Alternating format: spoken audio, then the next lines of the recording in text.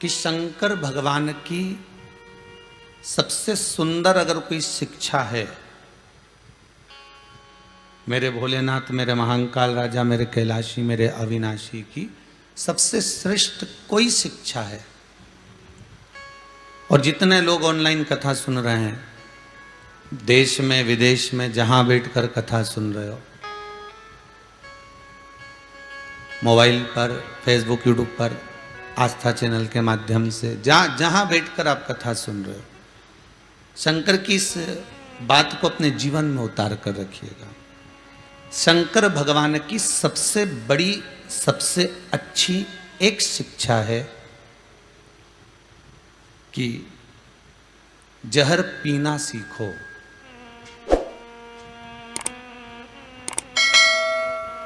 जहर उगलना नहीं। क्या सीखना हमको? जहर पीना।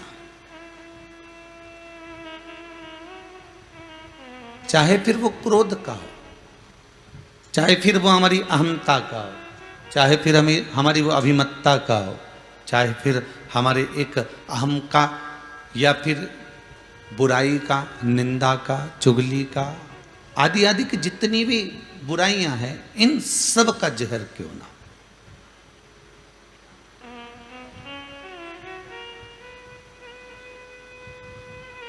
बड़ा अनमोल है मानव का देह, बड़ी मुश्किल से तो मिलता है। 84 लाख योनियां काटने के बाद में जब जाकर यह मनुष्य का शरीर मिला, ये 2 हाथ, पांव, नयन, श्रवण, मुखाग्र बिंद, ये सब प्राप्त हुआ।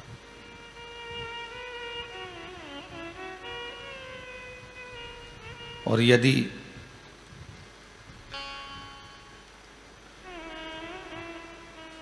हम उसको यूं ही गंवा दें, हम उसको यूं ही निकाल दें, तो फिर वो मिला काय के लिए था? केवल उस परमात्मा को पाने के लिए मिला। किस लिए था?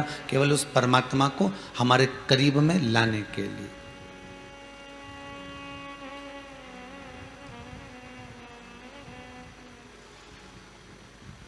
और मान लो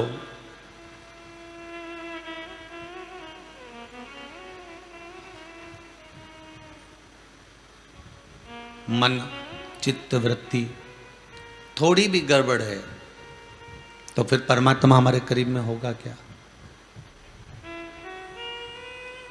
अच्छा, एक बात और सरल भाषा में जानो। आप लोग कभी घर से बाहर निकले होगे?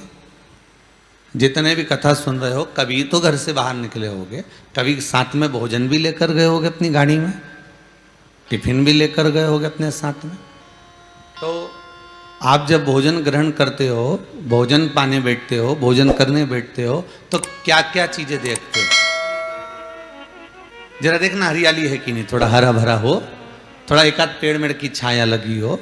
और अच्छा, पेड़ की छाया भी मिल जाए तुमको, हरा भला बगीचा भी मिल जाए, और पेड़ की छाया के नीचे किसी ने बहुत सारा पान खा के थूक रखा हो, तो तुम भोजन करोगे क्या? अरे बोलो तो नहीं करोगे। अरे राम राम राम, इतना यहाँ भोजन नहीं करेंगे हम नहीं करने वाले भोजन, चलो अगली जगह चलो। गाड़ी थोड़ी और बढ़ावा गया, फिर और आगे गए, तो कभी या कोई पेड़ ही नहीं मिल रहा। भले पेड़ नहीं मिले, पर जगह तो अच्छी मिले जहां पर भोजन करें। फिर और आगे जाकर देखा तो फिर और कोई अच्छी जगह प्राप्त हुई, जहां पर थोड़ी सी हरियाली थी, पानी भी था और थोड़ी भूमि थी। तो कहा अब यहाँ कर लो, भले थोड़ी धूप आ रही है चलेगा, पर जमीन अच्छी लग रही है, अब जहाँ भोजन करेंगे वहाँ अच्छा। किसी ने थूक रखा है, किसी ने गंदगी कर कर रखी है, उस जगह पर भोजन नहीं किया जा सकता। अच्छी जगह ढूंढोगे तब जाकर आप भोजन करने के लिए बैठोगे। जब श्रेष्ठ जगह आप ढूंढोगे, जब अच्छी जगह आप ढूंढोगे, तब आप भोजन करने के लिए बैठोगे। उसी तरह शिव महापुराण की कथा कहती है, आप कहीं जा रहे हो तो भोजन के लिए अच्छी जगह देखते हो, उसी तरह परमात्मा भी संसार के मनुष्य को जन्म देने के बाद किसके दिल में, किसके मन में, किसके चित्त में, किसके हृदय में भगवान को आकर बैठना है, भगवान ये देखता है कि किसका मन साफ है।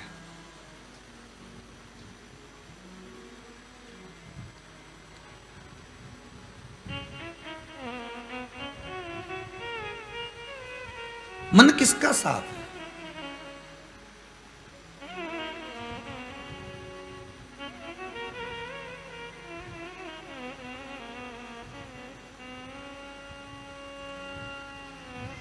अरे भाई, सांप का जहर वाला दांत निकाल दो तो फिर वो फुनकारे मारे तो कोई मरे नहीं। क्या क्या इसका तो जहर निकली गया, इसका जहर समाप्त हो गया। अब अगर ये डसेगा भी तो कोई मरेगा नहीं।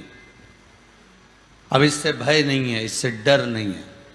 पर सांप का जहर निकाल दो तो कोई नहीं मरे कि इसका जहर निकल चुका है। पर मनुष्य के भीतर ऐसी क्या चीज निकाल दी जाए कि ये किसी को नहीं डसे? मानव शरीर मिला तो ये किसी को अपशब्द ना कहे, किसी को ताने ना दे, किसी को गालियां ना दे, किसी के संग कपट भाव ना करे, किसी के साथ छल ना करे। इसके अंदर क्या चीज हो कि उसको निकाल दिया जाए और ये किसी को नहीं डसे, फिर किसी को परेशान नहीं करे, किसी को कष्ट ही ना।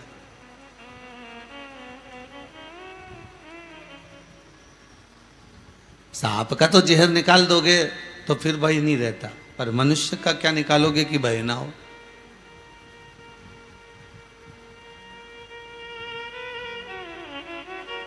इस चित्त वृत्ति से, इस मन से, इस चिदानंद से, इस वृत्ति से, इस भाव से भगवान हमारे सम्मुख में आए। भोजन करते समय हम अच्छी जगह देख रहे हैं, उसी तरह भगवान भी तो भजन के लिए अपने भक्त को ढूंढता है। जैसे आप अच्छी जगह ढूंढ रहे हो, उसी तरह भगवान भी अपना भगत ढूंढता है कि इसका मन साफ हो, इसका चित्त चिदानंद वृत्ति इसकी निर्मल हो, तो मैं इसके भीतर बैठ जाऊं। और बैठूंगा जब अंदर में समा जाऊंगा, इसकी श्वासों में, इसकी धड़कनों में, इसकी चित्त वृत्ति में, इसकी रोमावली में, इसके मन में जब मैं समा जाऊंगा तो फिर इसको कहीं जाने की जरूरत नहीं पड़ेगी। परमात्मा इसके साथ ही चलेगा।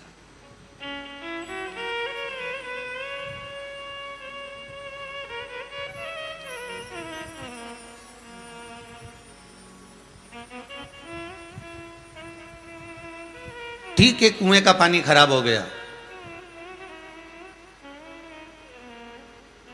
अगर कुएं का पानी खराब भी हो गया तो समझदार लोग कहेंगे थोड़े दिन रुक जाओ, जरा 2-4 दिन भरे रहने दो, ये मिट्टी जो है ना सारी ये नीचे दब जाएगी। मिट्टी नीचे गई, कुएं का पानी साफ हुआ कि नहीं हुआ? अरे बोलो तो, हो गया नहीं साफ?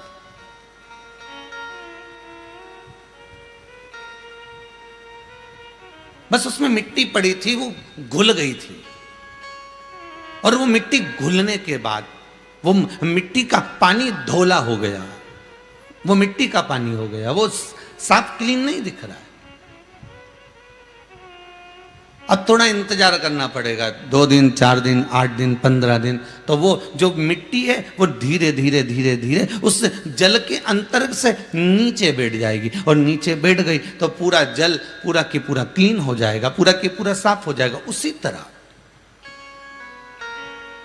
हमारे इस मन रूपी कुएं में भी अहंकार, काम, लोभ, विषय, आसक्ति, तृष्णा, वासना, ये सब हमारे इस मन रूपी कुएं में है। पानी गंदा हो जाता है कभी कभी, मन गंदा हो जाता है कभी कभी, आ जाती है आसक्ति, आ जाती है अहंकार, आ जाता है तृष्णा, आ जाता है वासना, आ जाती है लोभ, आसक्तियां, ये सब हमारे जल को गंदा कर देती है, मन को गंदा कर देती है। पर थोड़ा धीरज रखिए, थोड़ा सा धीर बांधना पड़ेगा, कुछ दिन इंतजार करना पड़ेगा। किस लिए? कि कुएं का पानी साफ करना है तो थोड़ी शीतलता, थोड़ी शांति, थोड़ा धीरजता अपने भीतर लाना पड़ेगी, तब जाकर ये पानी क्लीन हो सकता है, साफ हो सकता है। भगवान ने आपको जब पैदा करा, हमको जब पैदा करा, संसार के प्रत्येक मानव को जब भगवान पैदा करता है तो उसके हृदय को एकदम कोरे कागज की तरह पैदा करता है। और मरते समय भी भगवान उस हृदय को कोरा कागज बना देता है कि जैसा मैंने भेजा था वैसा कि वैसे मुझे प्राप्त हो। मरते समय भी व्यक्ति की आसक्ति चली जाती है, मरते समय भी व्यक्ति को लगने लगता है, जब अंतिम समय आता है तो आसक्ति उसकी जाने लगती है। अब मुझे परिवार का मोह नहीं रहा, अब मुझे कपड़ों से मोह नहीं रहा, अब मुझे धन से मोह नहीं रहा, मुझे इन परिवार वालों से मोह नहीं रहा, मुझे इन वस्तुओं से मोह नहीं रहा। उसको कहो कि ले थोड़ा सा भोजन कर ले, तो भोजन से मोह नहीं रहा।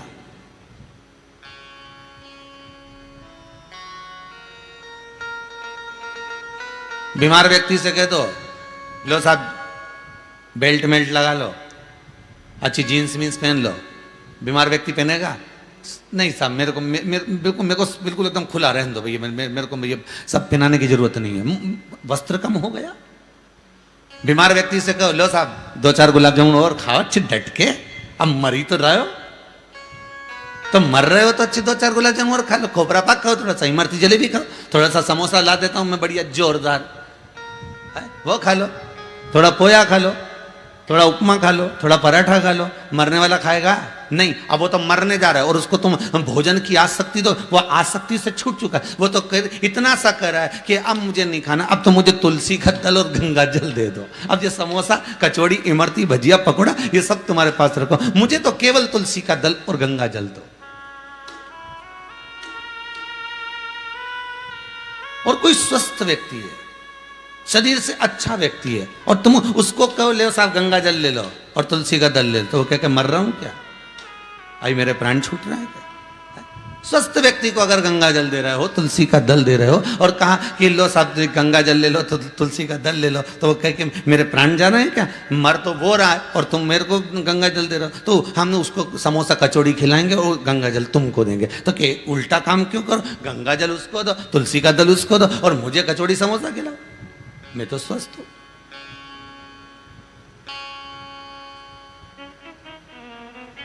आए थे तब भी आसक्ति नहीं थी, जब पैदा हुए थे ना कोई आसक्ति नहीं थी, ऐसे ही पड़े थे। तुम्हें यह भी नहीं मालूम था कि ये माताजी है कि पिताजी है, ये भाई है कि बंधु है कि सखा है, कुछ भी नहीं मालूम था, बस तुम तो ऐसे ही पड़े, क्योंकि आसक्ति नहीं है।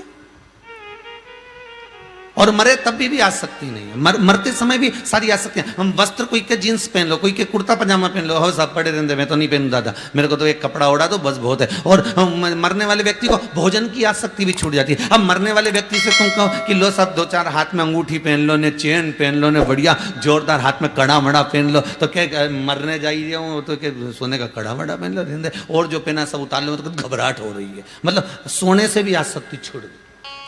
अब मरने वाले व्यक्ति से कहो कि सब लो ये 2-2 हजार के नोट की 5 गड्डियां हैं तुम्हारे पास, रख लो, है तुम तुम्हारे पास में रखो, बड़े काम में आएगी। तो मरने वाला कहेगा रेंद्र दादा वो हॉस्पिटल में लगा देना, तो तेरे पास ही धल्ले, मेरे को नहीं चाहिए, हिसाब भी तू ही कर।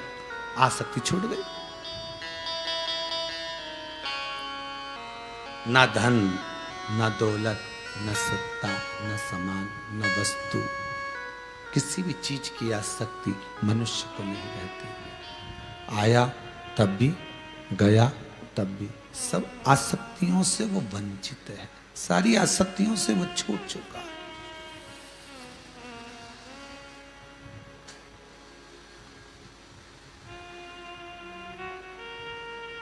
और भगवान अपने भक्त से कहता ही यही है।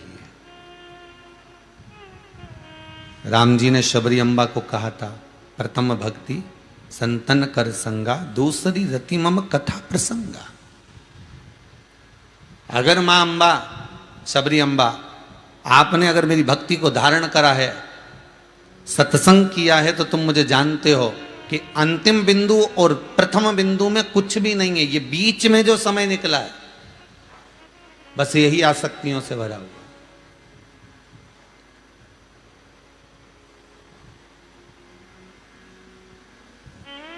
यही आसक्ति।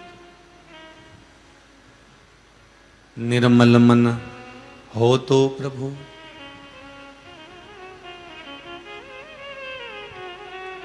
शबरी के घर भी जाते हैं। निर्मल अगर भाव है तो भगवान पहुंचेगा। जैसे विदुर जी की धर्म पत्नी, जिसका नाम था पारसंधी, क्या नाम है उनका? विदुर जी की धर्म पत्नी का नाम है पारसंधी।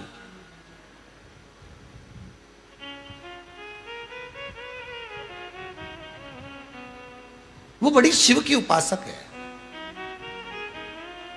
श्री विदुर जी महाराज की धर्मपत्नी जब बाल्यावस्था की थी पारसंवी, मात्र 12 वर्ष की अवस्था की पारसंवी अपनी माता के साथ में शंकर जी के शिवालय की पूजन करने के लिए जाती थी। विदुर जी की धर्मपत्नी। कई लोगों ने एक प्रश्न खड़ा करा था, महाराज ये बताइए कि भगवान ने 56 भोग छोड़कर विदुर के घर के केले के छिलके क्यों खाए?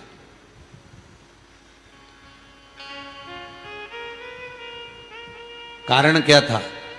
कारण ये शिव महापुराण की कथा कर रही है।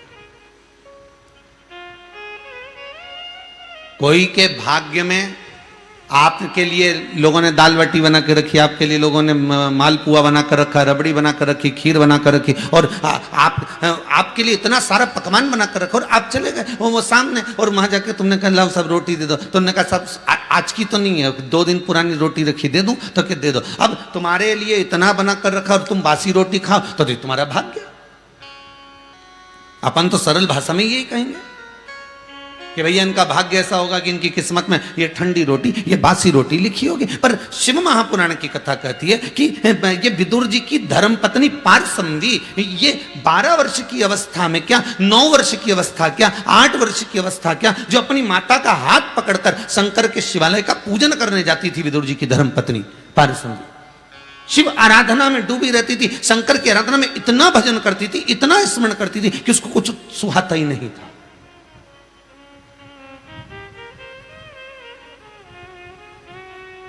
थोड़ा सीखिएगा इस शिव महापुराण से।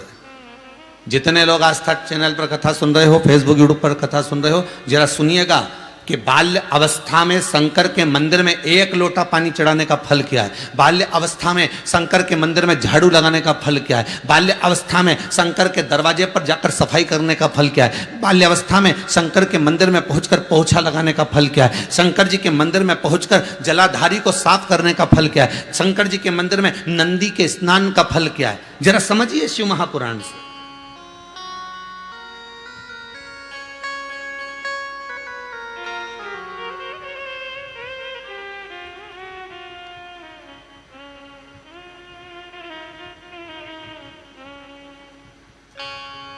निर्मल मन हो तो भगवन भक्तों के घर भी आते हैं। महाराज समय आए, भाव आए तो भगवान सम्मुख में आ जाते। इसलिए कहा कैसे आएंगे हरि, कैसे आएंगे हरि, अब तक गंदा पड़ा है द्वारा, कैसे आएंगे हरि। चंचल मन को नहीं सवारा, कैसे आएंगे हरि। चंचल मन को नहीं सवारा, कैसे आएंगे हरि। हमने आंगन नहीं बुआरा, कैसे आएंगे हरि। हमने आंगन नहीं बुआरा, सब कैसे आएंगे हरि। कैसे आएंगे हरि, कैसे आएंगे हरि, कैसे आएंगे हरि, कैसे आएंगे हरि। चंचल मन को नहीं सवारा, कैसे आएंगे हरि। चंचल मन को नहीं सवारा, कैसे आएंगे हरि। अब तक गंदा पड़ा है द्वारा, कैसे आएंगे हरि। अब तक गंदा पड़ा द्वारा, कैसे आएंगे हरि।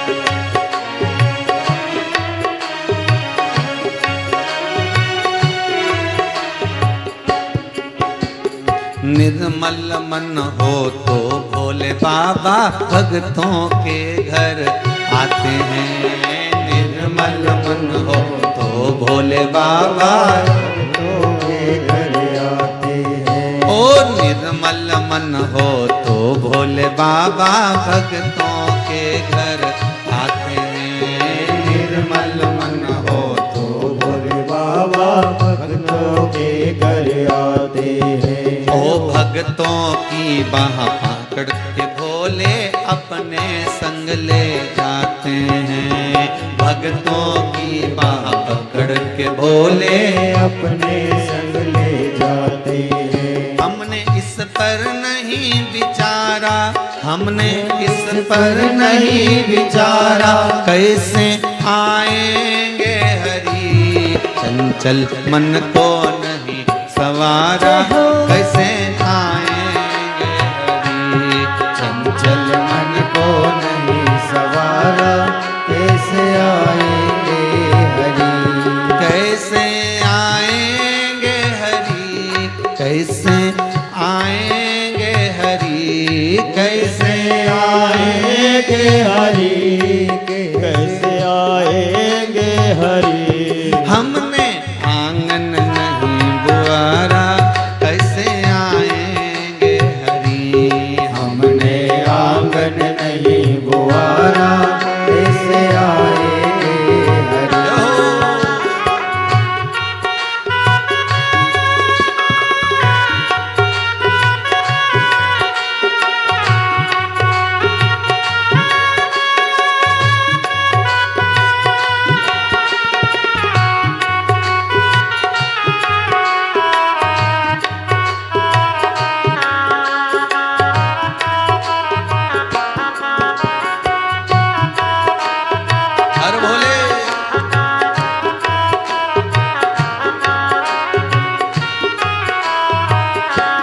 चंचल मन को नहीं सवारा, कैसे आएंगे हरि। चंचल मन को नहीं सवारा, कैसे आएंगे हरि।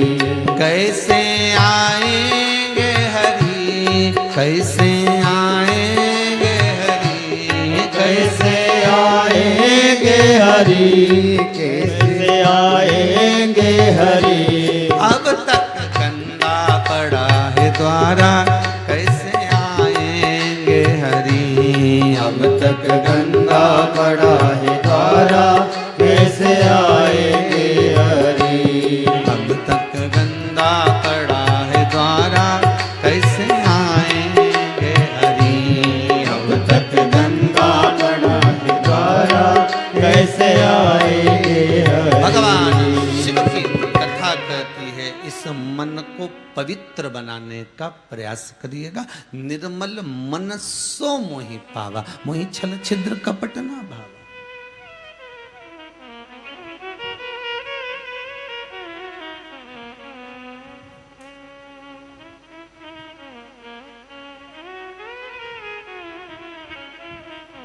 महाराज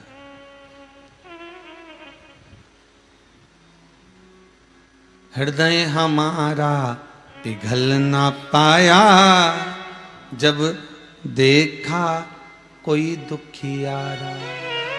चित्तवृत्ति में वो भाव नहीं आ पाया।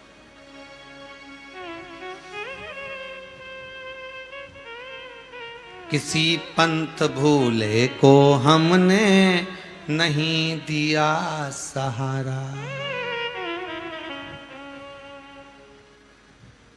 अब वो परमात्मा का मिलन, अब उसकी चित्तवृत्ति, अब उसका हृदय, अब उसकी निर्मलता। एक दिन विदुर जी की धर्म पत्नी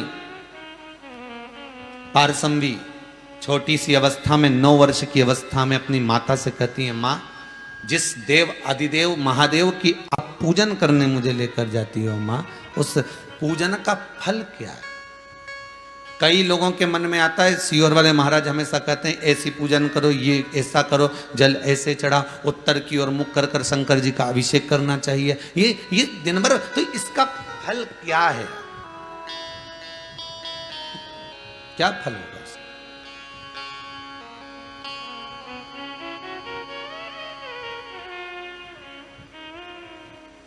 अरे भाई, गीता जी में वर्णन किया है मेरे ठाकुर जी ने, गीता जी में मेरे भगवान कृष्ण वर्णन करते हैं कि तू कर्म करे जा, फल की चिंता बिल्कुल मत कर, तू तो अपना काम कर।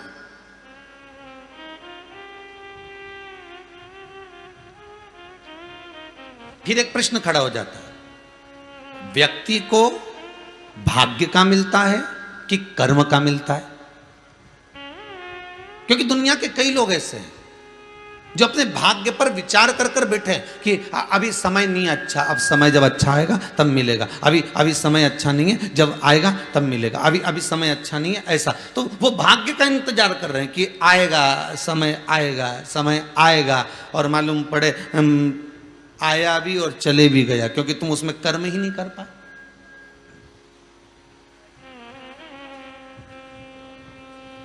और कई कई ऐसे भी हैं जो कर्म कर रहे हैं पर भाग्य प्रबल ही नहीं हो पा रहा।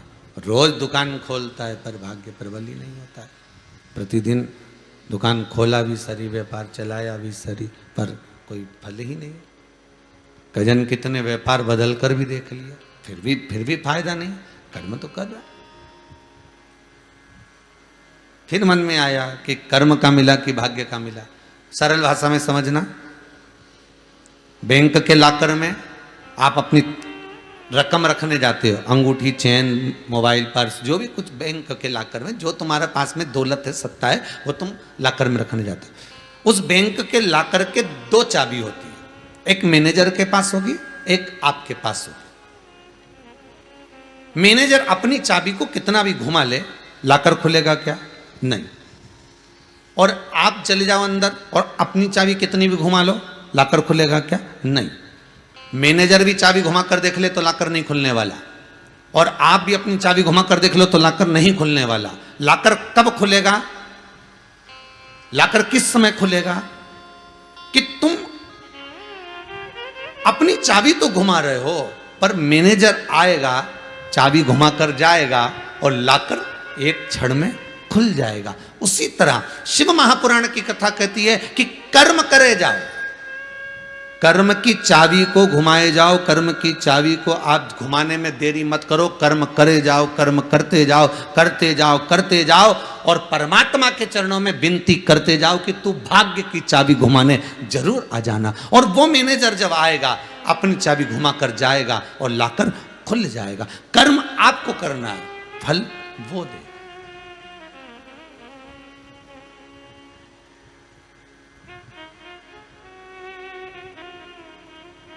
हमें याद है एक भोपाल के कोई न्यू मार्केट के कोई भाई आए होंगे और वो कहे, गुरुजी हमने तो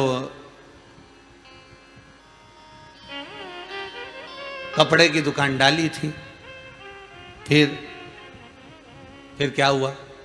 तो वो चली नहीं, और इतनी विनती करके गए, तब हमने भगवान को प्रसाद भोग सब लगाया, सब सारा काम भी करा हमने, और 15-20 दिन चली, फिर चली ही नहीं।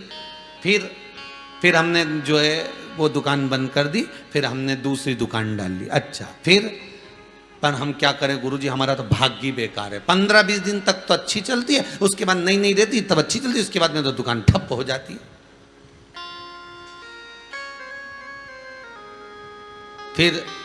फिर हमने वो वाली दुकान भी बंद कर दी। अच्छा, फिर हमने कोई दूसरी डाली और दूसरी डाली, फिर हमने वही करना चाहा, फिर वैसा की वैसे ही किया, फिर 15-20 दिन चली, फिर ठप हो गई।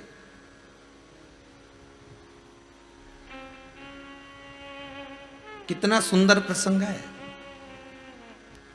एक गुरुजी ने अपने चेलों को कहा, ये लोटा लेकर जाओ, 50 फीट खड्डा खोदना, पीने का पानी लेकर आना, जाओ जरा। अब 2 चेले थे, दोनों गए, एक ने इधर खड्डा खोदा, एक ने उधर खड्डा खोदा। अब एक जो खड्डा खोद रहा था ना, वो थोड़ा बहुत 15-20 फीट तक तो खोद ले, खोदने के बाद में 50 फीट तक खोद लिया, पर पानी तो आया ही नहीं। इसने दूसरा खड्डा खोदना चालू कर दिया, अब उसमें भी पानी नहीं आया। इसने तीसरा खड्डा खोदा, इसमें भी पानी नहीं आया। चौथा खड्डा खोदा, उसमें भी पानी नहीं आया। और वो व्यक्ति खड्डा खोद रहा है, एक और शिष्य खड्डा खोदे जा रहा। गुरुजी ने कहा आ जाओ वापिस। ये वापिस गया, पानी निकला। अरे गुरुजी एक नहीं 10 खड्डे खोद लिए और पानी नहीं निकला। अच्छा, दूसरा चला आया लोटे में पानी भरकर, बेटा तू पानी लिया है? हाँ गुरुदेव मैं लिया यार। खड्डा खोदा? हाँ गुरुदेव। 50 फीट पे नहीं निकला, मैं और खोद दिया, फिर पानी निकल गया, मैं लेकर आ गया। अच्छा ला पानी। गुरुजी ने पिया। तो चेले से कहा ये देख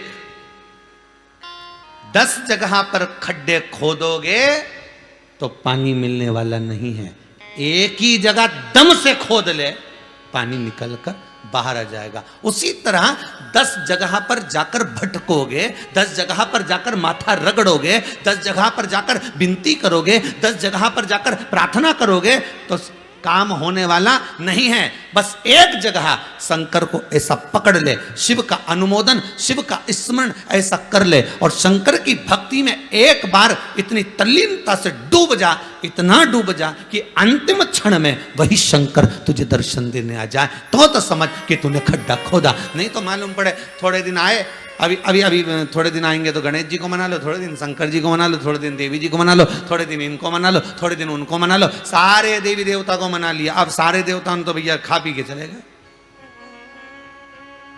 उन्होंने कहा अपन तो मेहमान थे, अब इसके घर में एक देवता, अब गणेश जी आए तो मेहमान, देवी जी आई तो मेहमान, पितृदेव आए तो मेहमान, लक्ष्मी जी आई तो मेहमान। इस मृत्यु लोक में जितने आ रहे हैं सारे मेहमान है, पर मृत्यु लोक का एक देव है, वो देव अधिदेव महादेव है। बस उसको अगर पकड़ लिया होता, उसका स्मरण अगर हमने कर लिया होता, उसकी भक्ति में अगर हम डूब गए होते, इतना डूब गए होते, इतना नीचे चले गए होते कि एक दिन देव अधिदेव महादेव, मेरा शंकर, मेरा करुणा सागर, मेरा त्रिकालदर्शी, मेरा कैलाशी सम्मुख में आकर खड़ा हो जाता, बिल्कुल सामने आकर खड़ा हो जाता,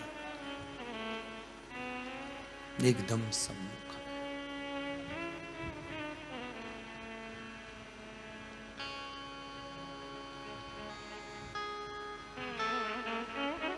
फिर कहीं चित्तवृत्ति कहीं जाए ना, मन कहीं जाए ना, विचार कहीं जाए ना, सामने खड़ा हो। विदुर जी की धर्म पत्नी बाल्यावस्था में पारसंवी कह रही है, विदुर जी की धर्म पत्नी पारसंवी कह रही है, मां अगर हम पूजन करेंगे, इसके मां अगर हम पूजन करेंगे और यदि हमने पूजन करी और पूजन करने का, शंकर जी के पूजन करेंगे तो इसका फल कब मिलेगा? मिलेगा कब?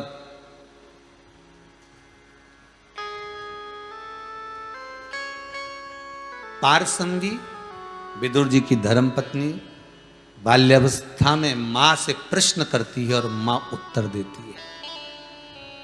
क्या उत्तर दिया मां ने? मां ने कहा बेटा, फल की कामना से किया गया कोई भी कार्य सफलता नहीं मानी गई है, उसमें सफल नहीं माना गया। तुम एक काम करो बेटा, शंकर के मंदिर में जाकर स्नान कराना, शिव जी को शंकर के मंदिर की बुआरी लगाना, झाड़ू लगाना, पोछा लगाना, शंकर का श्रृंगार करना, शंकर के भक्ति में डूबे रहना। शंकर कब फल देंगे ये मुझे मालूम नहीं, पर देगा जरूर ये पक्का।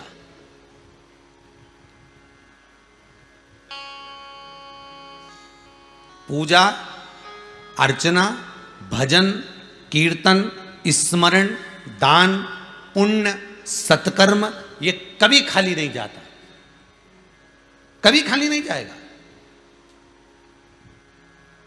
आप अगर आज ये आजीवन भोजन भंडारे के सदस्य बन गए हो और आपने आजीवन भोजन भंडारे की सदस्यता ग्रहण कर ली, मान लो आपने 21,000 रुपए जमा भी कर दिए कुबेरेश्वर धाम में और आजीवन भोजन भंडारे के सदस्य बन गए, पर ये केवल भले तुमने अपना नाम लिखा या भले तुमने अपनी तारीख लिखाई कि इस तारीख को हमारा भोजन आजीवन चलना चाहिए, पर केवल तुम अकेले नहीं तरे हो, तुम अकेले को मोक्ष नहीं मिला, तुम अकेले को तारणता नहीं मिली है। अर्थात जितने भी तुम्हारे कुल के होंगे, जितने भी तुम्हारे परिवार के होंगे, उस दिन अगर भोजन बन रहा है, ब्राह्मण अगर भोजन कर रहे हैं, संत साधु सन्यासी तपस्वी साधक राहगीर अगर भोजन कर रहे हैं, तो उसका फल प्रत्येक जीव को मिलना है, उस कुल के व्यक्ति को प्राप्त होना।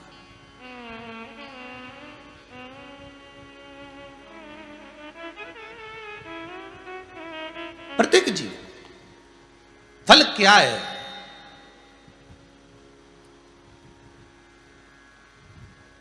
रोज एक ही बात लेके मंदिर में चले जाते हो, हे भगवान छोरे को 10वीं में पास कर देना भगवान। भगवान बोले अच्छा छोरा हुआ, इसको पैदा करके ही हम परेशान हो गए। भगवान भी सोचेगा, जब से 10वीं में आया है पढ़ता खुद नहीं है, और देवता उनको दिया लगाती उसकी अम्मा, दिया लगाए उसकी माता, और जब आए दिया लगाने तब एक ही बात के छोरे को 10वीं में पास कर देना। तो भगवान ने कहा कोई बात नहीं, कोरोना महामारी आने वाली है, सबको एक साथ पास कर देंगे, भले पढ़े चाहे नहीं पढ़े।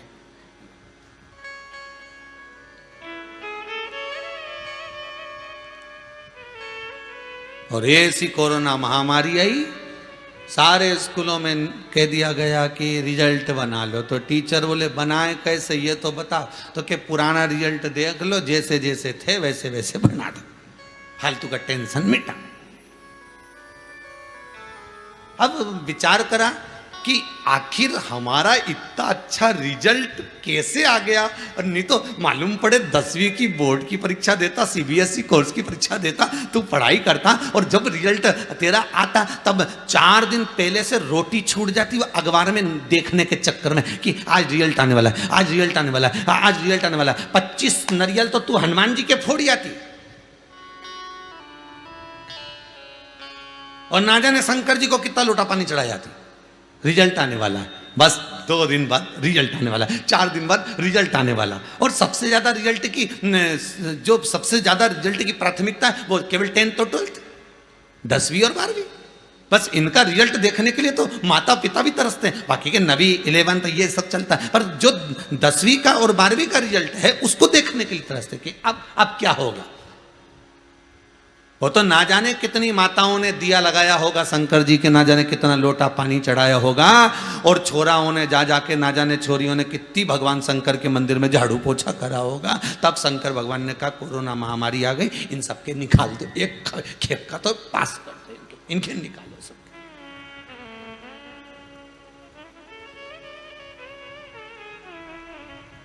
अभी अखबार में पढ़ा था, अभी कुछ दिन पहले अखबार में पढ़ा था कि एक 68 वर्ष की आयु में पेपर देने बैठा, 68 वर्ष की, पहले पेपर दिया होगा तो रिजल्ट उस समय पर नहीं आया, तो उसने दूसरा प्राइवेट फॉर्म भर दिया था, और भर दिया और लॉकडाउन लग गया, तो 68 वर्ष की आयु में 10वीं में पास होना पड़ा। अब करा नहीं करे तो कहीं करे, दिया लगाया होगा, नहीं करे तो क्या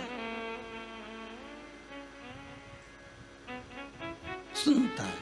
इससे पहले वाली कथा में कहा था चोर भी अगर दिया लगा रहा है, भगवान को अगरबत्ती लगा रहा है, भगवान उसके लिए कर रहा है। अगर कोई डॉक्टर है उसके लिए भी, पुलिस वाला उसके लिए भी, साहूकार है, बनिया है उसके लिए भी, ब्राह्मण है उसके लिए भी, परमात्मा सबके लिए कर रहा है।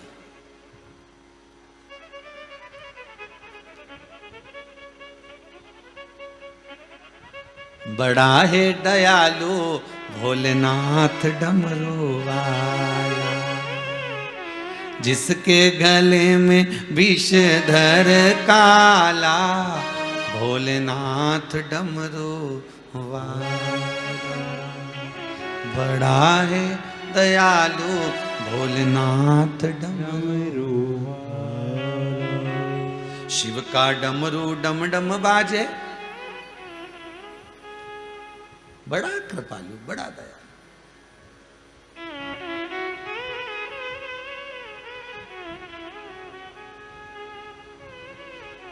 कितना दयालु है, कितना कृपालु है, उसकी कृपा की कोई आनंद की कोई सीमा ही नहीं है। मुझे फल क्या मिलेगा? विदुर जी की धर्म पत्नी पारसंवी बाल्यावस्था में अपनी मां से पूछती है, लोटा भर के पानी चढ़ाने का, बुआरी लगाने का, साफ करने का फल क्या मिलेगा? पारसंवी से पारसंवी की माता बोलती है कि तू कर्म कर, फल उसे देना है, तुम तो कर्म करो। तेरे मंदिर में आना मेरा काम है, मेरी बिगड़ी बनाना तेरा काम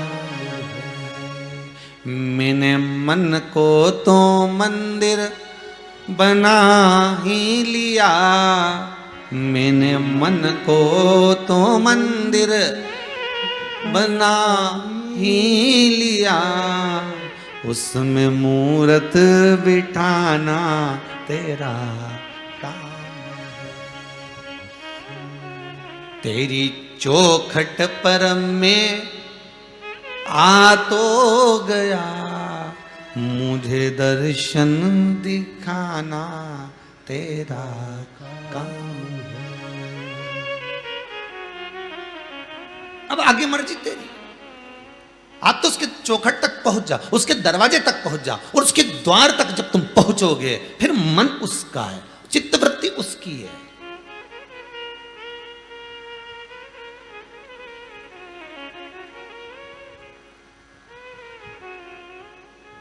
फिर वो दे ना दे ये उसके ऊपर।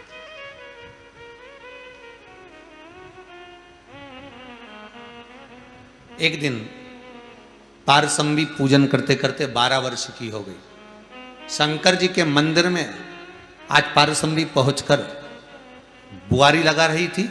आपको पहले भी कथा में कहा, शिव महापुराण में, लिंग पुराण में, स्कंद पुराण में, विष्णु पुराण में, पद्म पुराण में, अग्नि पुराण में, नर्मदा पुराण में, सारी पुराणों में एक चीज जरूर लिखी है कि मंदिर में जाकर आप बेलपत्री चढ़ाओ ना चढ़ाओ, मंदिर में जाकर आप जल चढ़ाओ ना चढ़ाओ, मंदिर में जाकर आप पूजन करो ना करो, मंदिर में जाकर दिया लगाओ ना लगाओ, मंदिर में जाकर अगरबत्ती लगाओ ना लगाओ, पर सारी पुराण एक बात जरूर कहती है कि मंदिर में जब जाओ तो मंदिर में कोई गंदगी पड़ी हो, मंदिर में पानी पड़ा हो, मंदिर में कचरा पड़ा हो तो उसको साफ जरूर कर देना। कहते हैं मंदिर भगवान की चौखट को जो साफ कर देता है उसके जीवन से ना जाने कितनी विघ्न और बाधा अपने आप साफ हो जाती है।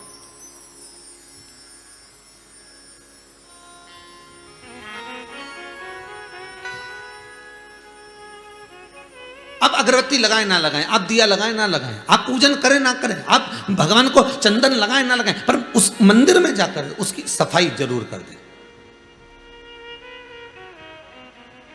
बहुत जरूरी है। और अभी से ज्यादा जरूरी है सावन का महीना आएगा नहीं जब ज्यादा जरूरी है, क्योंकि माताएं सब फ्री रहती सावन के महीने में। आई ने लोटा भरी लाई और पानी अलग गिरे तो सब पाँव उनका कीचड़ में, क्योंकि घर से चप्पल पहन के तो जाए नहीं, तो वो सब कीचड़ में भयंकर पाँव, और वहीं बाहर मंदिर के टाट पड़ा, पैर पोंछनी पड़ी, उससे जो पाँव ने पोंछा तो और कीचड़ भरी गया वो टाट का और लग गया, और अंदर गई पाँव धरती धरती धरती धरती शंकर जी के पास पहुंची, इतना सारा कीचड़ कीचड़ कीचड़ जहाँ देखे वहीं ढेर भरिया। तो सब लोग अब मन में सोचे बैठूं का, अब ये जैसे लेके लोटा पहुंची ना, कलश लेके पहुंची, तो इसके मन में आया कि मैं बैठूं कहाँ, तो ऐसी कंजन कितनी है, ये सब यही विचार करे बैठूं कहाँ, और वही कचरा करके गई जो कि बैठूं कहाँ, कचरा वही करी है जो बैठूं कहाँ, सब दूर पटक पटक के चली गई यहां से माता, और दह कीचड़।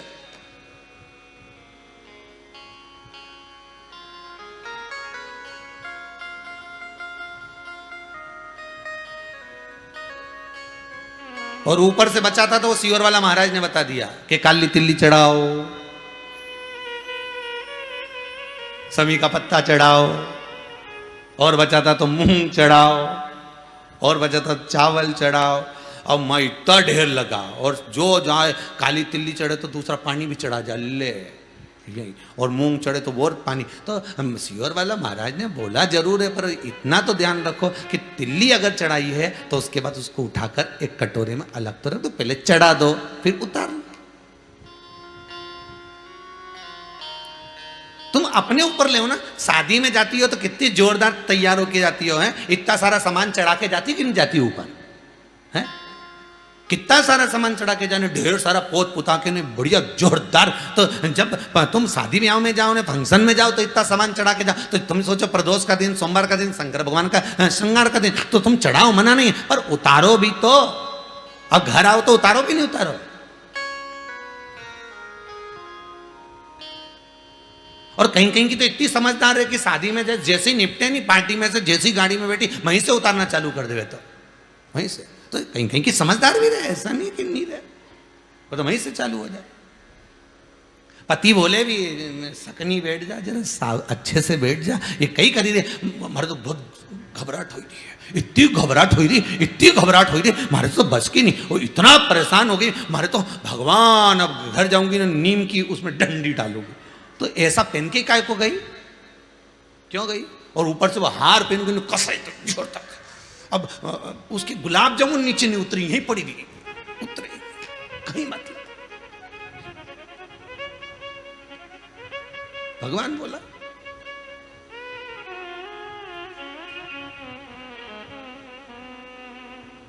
और ऊपर से बचा था तो वो लाइन खींच के डब्बा भरी ली और मालूम पड़े कॉफी पी रही थी, उसके ऊपर फैन, पीते पीते चिपक गया जो और अब पहुंच सकती नहीं, क्योंकि चक्कर ये है कि इधर की इनंग पहुंच जाए तो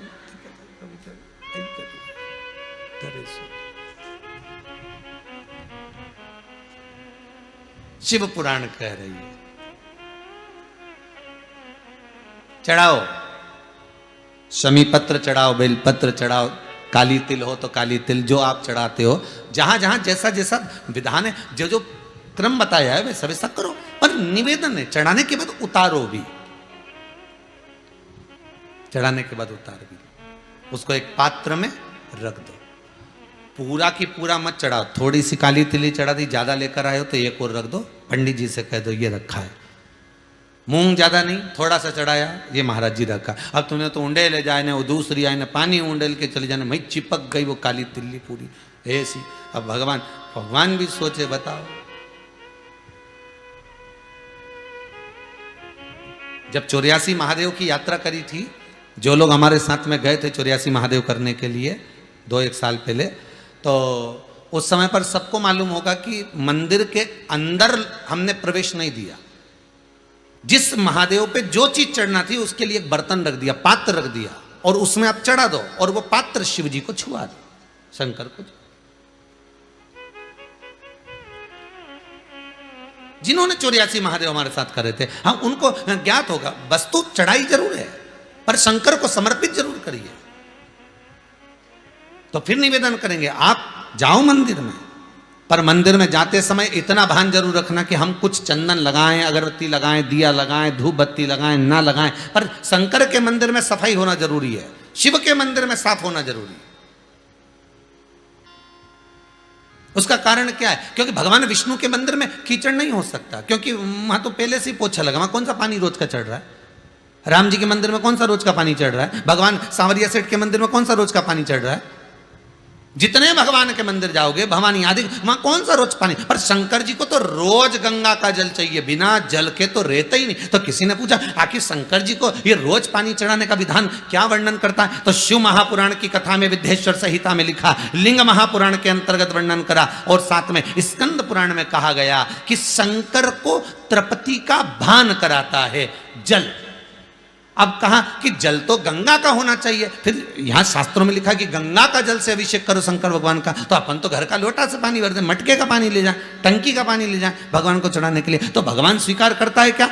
शिव महापुराण की कथा कहती है, तांबे के लोटे में जो जल भरा जाता है और उसको शंकर के दरवाजे पर, चौखट पर लांग कर जब हम जाते हैं, शिव को समर्पित करते हैं, जैसे शिव की चौखट में हम प्रवेश करते हैं, मंदिर के अंदर प्रवेश करते हैं, उस समय पर भगवान शंकर के दरवाजे के नंदी भृंगी, उसको भगवान शिव के जो गण होते हैं उसको गंगा का जल निर्मित कर देते हैं, उस कलश को ही गंगा का जल कर देते हैं, उसी को गंगा जल ही कर।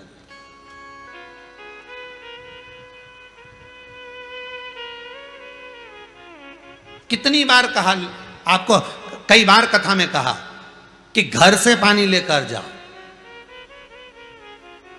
पर मंदिर के अंदर नल लगा है, वही बाल्टी रखी है, नल चालू करा, बाल्टी में से भरा, शंकर जी को चढ़ाया। अब यहां शिव पुराण क्या करे कि चौखट में से जब आप जल लेकर प्रवेश करोगे तो वो गंगा का जल बन जाएगा। अब देखिए जरा संवाद, शिव महापुराण का चरित्र स्मरण करिए।